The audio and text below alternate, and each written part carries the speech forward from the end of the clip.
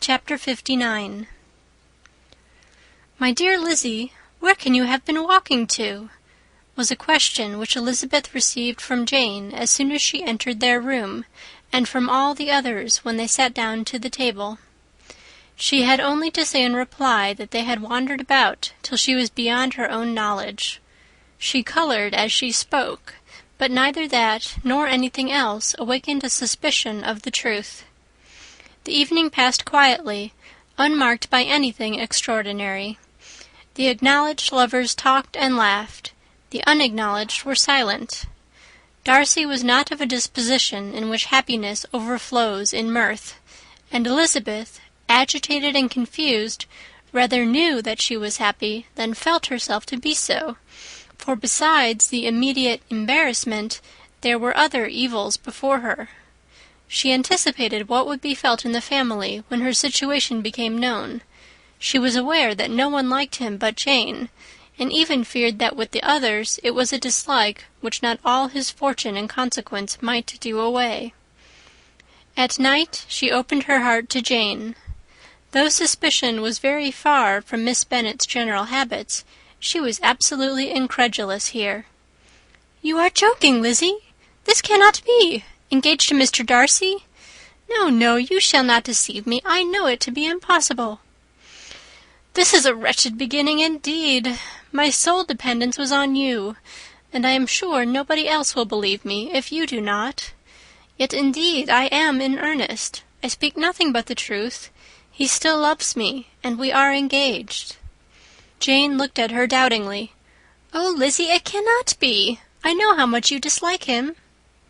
"You know nothing of the matter. That is all to be forgot. Perhaps I did not always love him so well as I do now. But in such cases as these, a good memory is unpardonable. This is the last time I shall ever remember it myself." Miss Bennet still looked all amazement. Elizabeth again, and more seriously, assured her of its truth. "Good heaven! Can it really be so? Yet now I must believe you," cried Jane. "My dear, dear Lizzie, I do congratulate you. But are you certain? Forgive the question. Are you quite certain that you can be happy with him?" "There can be no doubt of that. It is settled between us already that we are to be the happiest couple in the world. But are you pleased, Jane? Shall you like to have such a brother?" "Very, very much. Nothing could give either Bingley or myself more delight. But we considered it. We talked of it as impossible. And do you really love him quite well enough? Oh, Lizzie, do anything rather than marry without affection. Are you quite sure that you feel what you ought to do?"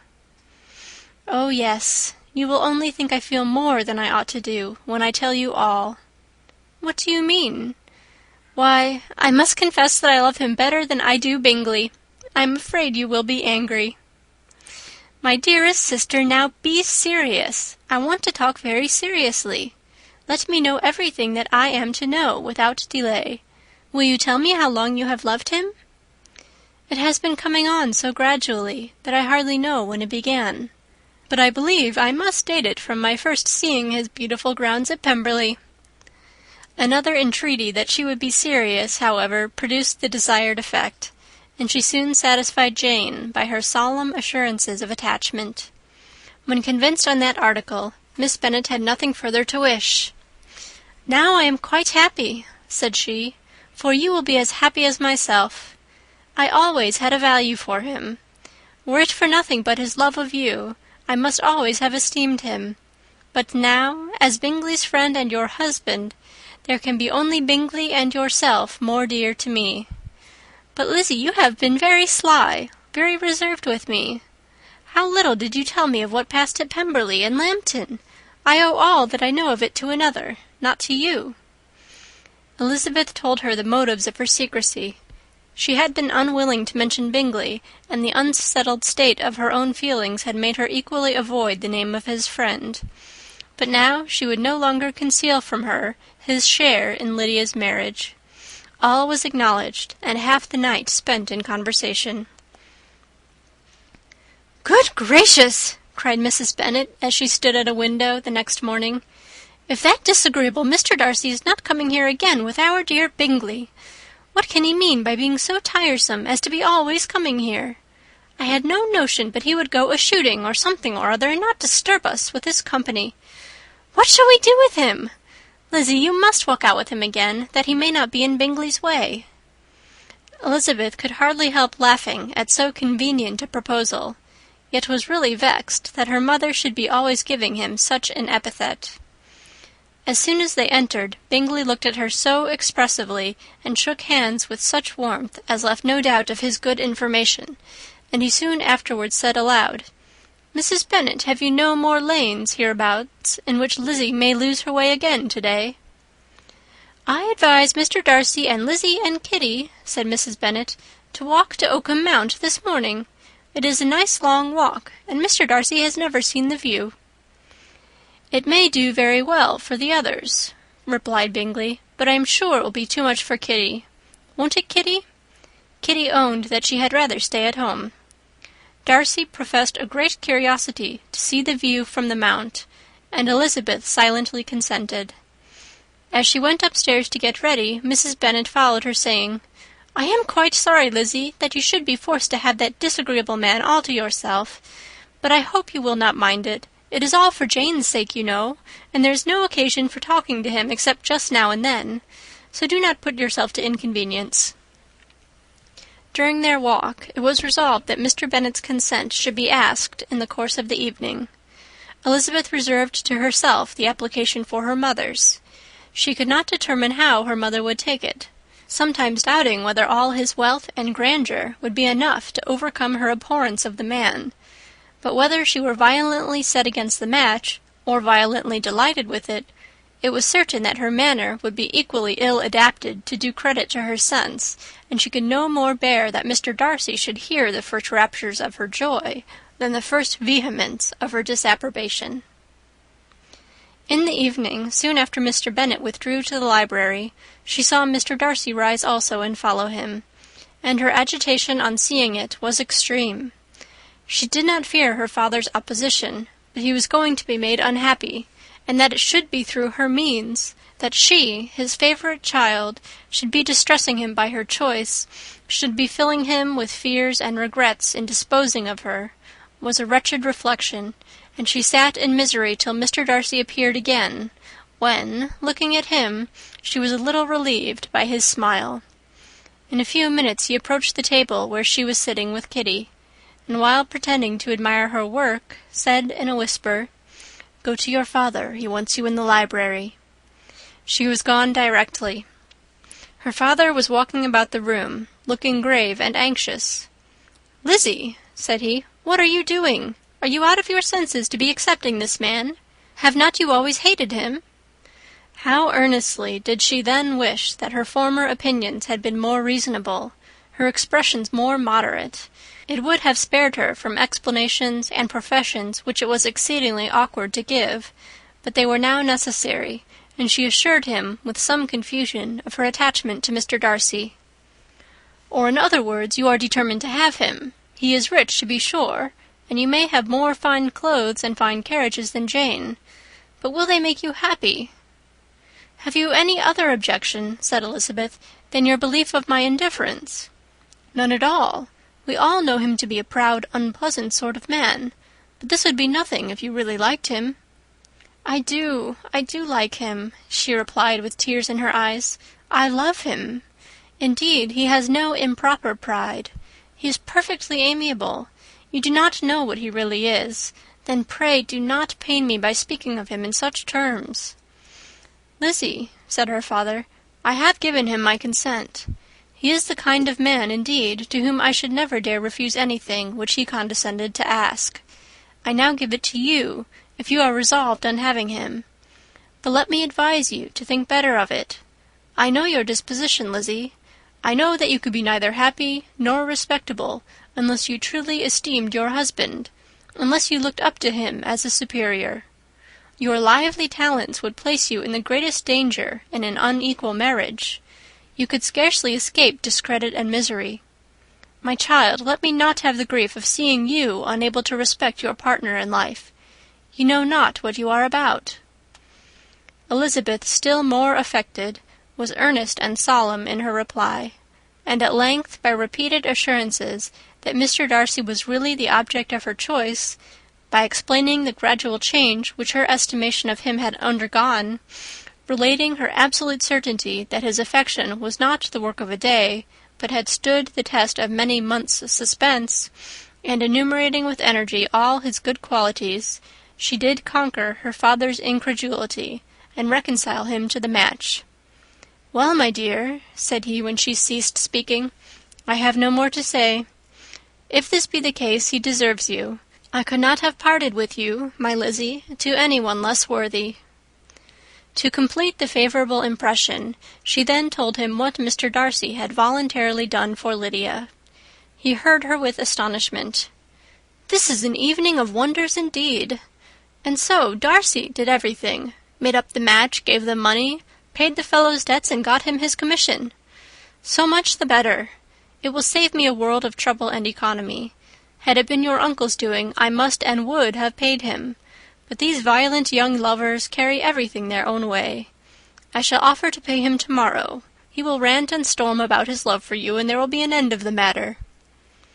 He then recollected her embarrassment a few days before on his reading Mr. Collins's letter, and after laughing at her some time, allowed her at last to go, saying as she quitted the room, "If any young men come for Mary or Kitty, send them in, for I am quite at leisure." Elizabeth's mind was now relieved from a very heavy weight, and after half an hour's quiet reflection in her own room, she was able to join the others with tolerable composure. Everything was too recent for gaiety, but the evening passed tranquilly away. There was no longer anything material to be dreaded, and the comfort of ease and familiarity would come in time. When her mother went up to her dressing-room at night, she followed her, and made the important communication. Its effect was most extraordinary, for on first hearing it, Mrs. Bennet sat quite still, and unable to utter a syllable. Nor was it under many, many minutes that she could comprehend what she heard, though not in general backward to credit what was for the advantage of her family, or that came in the shape of a lover to any of them. She began at length to recover, to fidget about in her chair, get up, sit down again, wonder and bless herself. "Good gracious! Lord bless me, only think! Dear me! Mr. Darcy! Who would have thought it? And is it really true? Oh, my sweetest Lizzie, how rich and how great you will be! What pin money! What jewels, what carriages you will have! Jane's is nothing to it, nothing at all. I am so pleased, so happy. Such a charming man, so handsome, so tall. Oh, my dear Lizzie, pray apologize for my having disliked him so much before. I hope he will overlook it. Dear, dear Lizzie, a house in town, everything that is charming. 3 daughters married, 10,000 a year. Oh, Lord, what will become of me? I shall go distracted." This was enough to prove that her approbation need not be doubted, and Elizabeth, rejoicing that such an effusion was heard only by herself, soon went away. But before she had been 3 minutes in her own room, her mother followed her. "My dearest child," she cried, "I can think of nothing else. 10,000 a year, and very likely more. 'Tis as good as a lord, and a special license. You must and shall be married by a special license. But, my dearest love, tell me what dish Mr. Darcy is particularly fond of, that I may have it tomorrow." This was a sad omen of what her mother's behaviour to the gentleman himself might be, and Elizabeth found that, though in the certain possession of his warmest affection, and secure of her relations' consent, there was still something to be wished for. But the morrow passed off much better than she expected, for Mrs. Bennet luckily stood in such awe of her intended son-in-law that she ventured not to speak to him, unless it was in her power to offer him any attention or mark her deference for his opinion. Elizabeth had the satisfaction of seeing her father taking pains to get acquainted with him, and Mr. Bennet soon assured her that he was rising every hour in his esteem. "I admire all my 3 son-in-laws highly," said he. "Wickham, perhaps, is my favourite, but I think I shall like your husband quite as well as Jane's." End of Chapter 59. Chapter 59. Chapter 59. Elizabeth's spirits soon rising to playfulness again, she wanted Mr. Darcy to account for his having ever fallen in love with her. "How could you begin?" said she.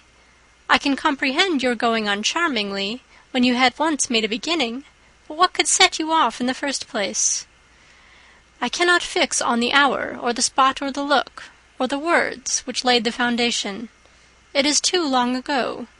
I was in the middle before I knew that I had begun. My beauty you had early withstood, and as for my manners, my behaviour to you was at least always bordering on the uncivil, and I never spoke to you without rather wishing to give you pain than not. Now be sincere. Did you admire me for my impertinence?" "For the liveliness of your mind, I did." "You may as well call it impertinence at once. It was very little less. The fact is that you were sick of civility, of deference, of officious attention. You were disgusted with the women who were always speaking and looking and thinking for your approbation alone. I roused and interested you because I was so unlike them. Had you not been really amiable, you would have hated me for it. But in spite of the pains you took to disguise yourself, your feelings were always noble and just, and in your heart you thoroughly despised the persons who so assiduously courted you.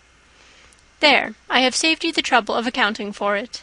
And really, all things considered, I begin to think it perfectly reasonable. To be sure, you knew no actual good of me, but nobody thinks of that when they fall in love. Was there no good in your affectionate behaviour to Jane while she was ill at Netherfield?" "Dearest Jane, who could have done less for her?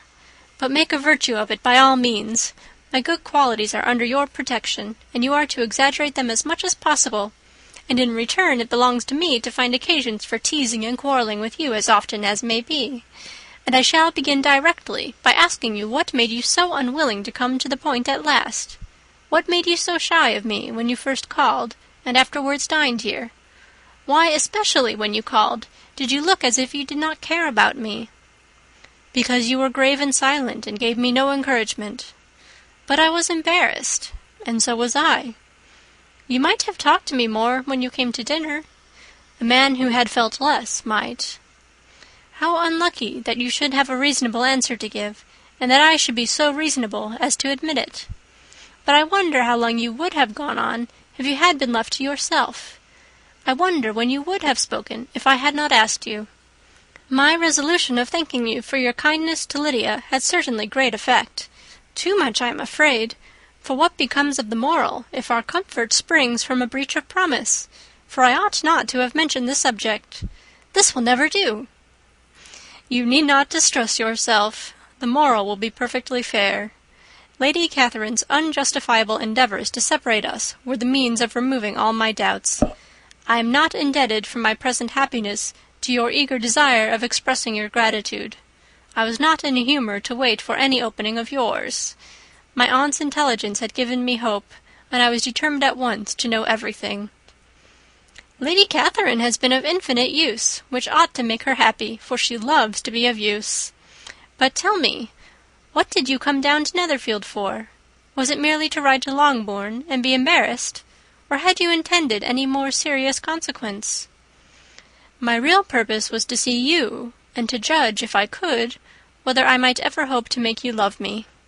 My avowed one, or what I avowed to myself, was to see whether your sister were still partial to Bingley, and if she were, to make the confession to him which I have since made." "Shall you ever have courage to announce to Lady Catherine what is to befall her?" "I am more likely to want more time than courage, Elizabeth. But it ought to be done, and if you will give me a sheet of paper, it shall be done directly. And if I had not a letter to write myself, I might sit by you and admire the evenness of your writing, as another young lady once did. But I have an aunt, too, who must not be longer neglected." From an unwillingness to confess how much her intimacy with Mr. Darcy had been overrated, Elizabeth had never yet answered Mrs. Gardiner's long letter. But now, having that to communicate which she knew would be most welcome, she was almost ashamed to find that her uncle and aunt had already lost 3 days of happiness, and immediately wrote as follows: "I would have thanked you before, my dear aunt, as I ought to have done, for your long, kind, satisfactory detail of particulars, but to say the truth I was too cross to write. You supposed more than really existed. But now suppose as much as you choose. Give a loose rein to your fancy. Indulge your imagination in every possible flight which the subject will afford. And unless you believe me actually married, you cannot greatly err. You must write again very soon, and praise him a great deal more than you did in your last. I thank you again and again for not going to the lakes. How could I be so silly as to wish it? Your idea of the ponies is delightful. We will go round the park every day. I am the happiest creature in the world. Perhaps other people have said so before, but not one with such justice. I'm happier even than Jane. She only smiles. I laugh. Mr. Darcy sends you all the love in the world that he can spare from me. You are all to come to Pemberley at Christmas. Yours, etc. Mr. Darcy's letter to Lady Catherine was in a different style, and still different from either was what Mr. Bennet sent to Mr. Collins in reply to his last. Dear Sir, I must trouble you once more for congratulations. Elizabeth will soon be the wife of Mr. Darcy. Console Lady Catherine as well as you can, but if I were you, I would stand by the nephew. He has more to give. Yours sincerely, etc. Miss Bingley's congratulations to her brother on his approaching marriage were all that was affectionate and insincere. She wrote even to Jane on the occasion to express her delight and repeat all her former professions of regard. Jane was not deceived, but she was affected, and though feeling no reliance on her, could not help writing her a much kinder answer than she knew she deserved. The joy which Miss Darcy expressed on receiving similar information was as sincere as her brother's in sending it. 4 sides of paper were insufficient to contain all her delight, and her earnest desire of being loved by her sister. Before any answer could arrive from Mr. Collins, or any congratulations to Elizabeth from his wife, the Longbourn family heard that the Collinses were coming themselves to Lucas Lodge. The reason of this sudden removal was soon evident. Lady Catherine had been rendered so exceedingly angry by the contents of her nephew's letter that Charlotte, really rejoicing in the match, was anxious to get away till the storm was blown over.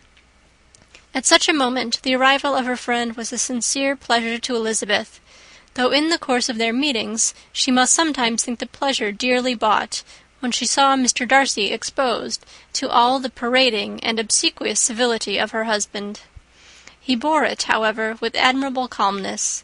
He could even listen to Sir William Lucas when he complimented him on carrying away the brightest jewel of the country, and expressed his hopes of their all meeting frequently at St. James's with very decent composure. If he did shrug his shoulders, it was not till Sir William was out of sight. Mrs. Phillips's vulgarity was another, and perhaps a greater, tax on his forbearance, and though Mrs. Phillips, as well as her sister, stood in too much awe of him to speak with the familiarity which Bingley's good humour encouraged, yet whenever she did speak she must be vulgar. Nor was her respect for him, though it made her more quiet, at all likely to make her more elegant. Elizabeth did all she could to shield him from the frequent notice of either, and was ever anxious to keep him to herself, and to those of her family with whom he might converse without mortification, and though the uncomfortable feelings arising from all this took from the season of courtship much of its pleasure, it added to the hope of the future, and she looked forward with delight to the time when they should be removed from society so little pleasing to either, to all the comfort and elegance of their family party at Pemberley. End of Chapter 60. Chapter 61. Happy for all her maternal feelings was the day on which Mrs. Bennet got rid of her 2 most deserving daughters. With what delighted pride she afterwards visited Mrs. Bingley, and talked of Mrs. Darcy, may be guessed. I wish I could say, for the sake of her family, that the accomplishment of her earnest desire in the establishment of so many of her children produced so happy an effect as to make her a sensible, amiable, well-informed woman for the rest of her life, though perhaps it was lucky for her husband, who might not have relished domestic felicity in so unusual a form, that she still was occasionally nervous and invariably silly. Mr. Bennet missed his second daughter exceedingly. His affection for her drew him oftener from home than anything else could do. He delighted in going to Pemberley, especially when he was least expected. Mr. Bingley and Jane remained at Netherfield only a 12-month. So near a vicinity to her mother and Meryton relations was not desirable even to his easy temper or her affectionate heart.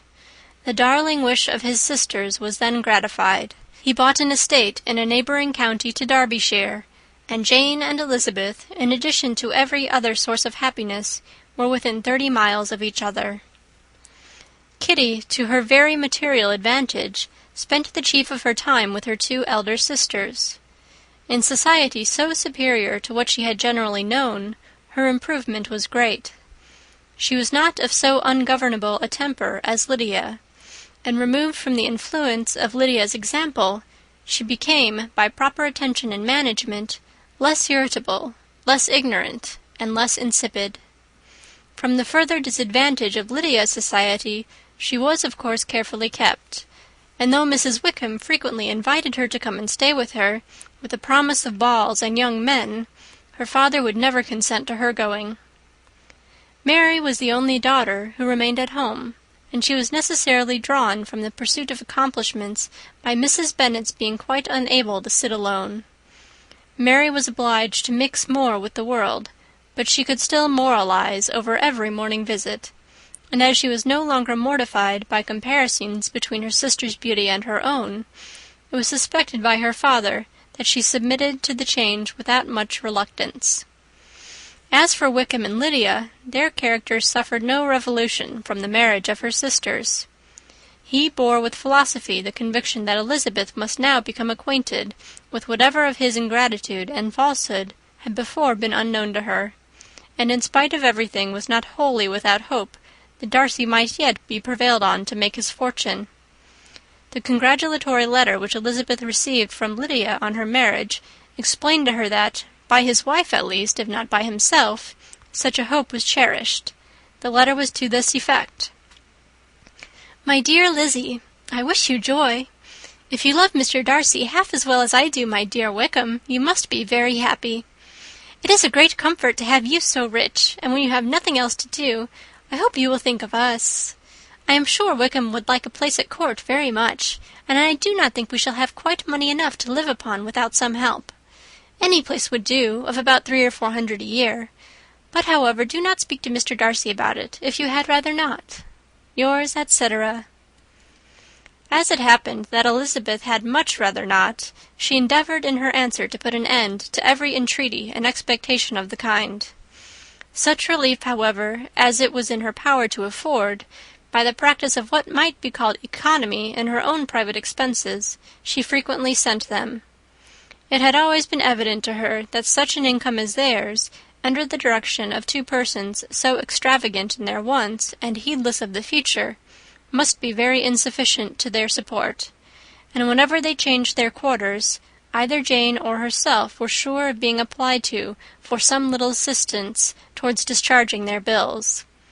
Their manner of living, even when the restoration of peace dismissed them to a home, was unsettled in the extreme.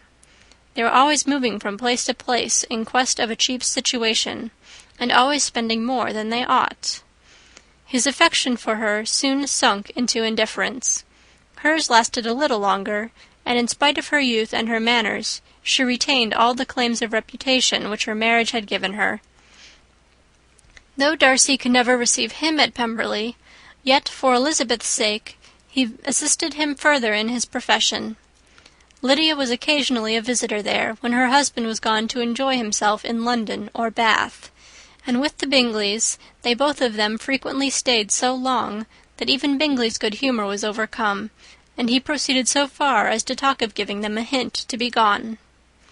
Miss Bingley was very deeply mortified by Darcy's marriage, but as she thought it advisable to retain the right of visiting at Pemberley, she dropped all her resentment, was fonder than ever of Georgiana, almost as attentive to Darcy as heretofore, and paid off every arrear of civility to Elizabeth. Pemberley was now Georgiana's home, and the attachment of the sisters was exactly what Darcy had hoped to see. They were able to love each other even as well as they intended. Georgiana had the highest opinion in the world of Elizabeth, though at first she often listened with an astonishment bordering on alarm at her lively, sportive manner of talking to her brother. He, who had always inspired in herself a respect which almost overcame her affection, she now saw the object of open pleasantry. Her mind received knowledge which had never before fallen in her way. By Elizabeth's instructions, she began to comprehend that a woman may take liberties with her husband which a brother will not always allow in a sister more than 10 years younger than himself. Lady Catherine was extremely indignant on the marriage of her nephew, and as she gave way to all the genuine frankness of her character in her reply to the letter which announced its arrangement, she sent him language so very abusive, especially of Elizabeth, that for some time all intercourse was at an end.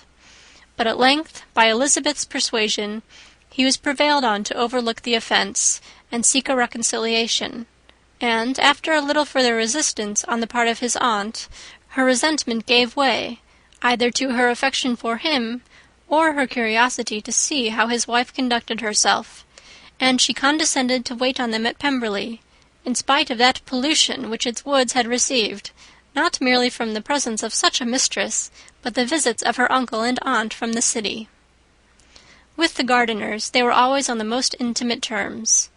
Darcy, as well as Elizabeth, really loved them, and they were both ever sensible of the warmest gratitude towards the persons who, by bringing her into Derbyshire, had been the means of uniting them. End of chapter 61, and end of Pride and Prejudice by Jane Austen. Austen.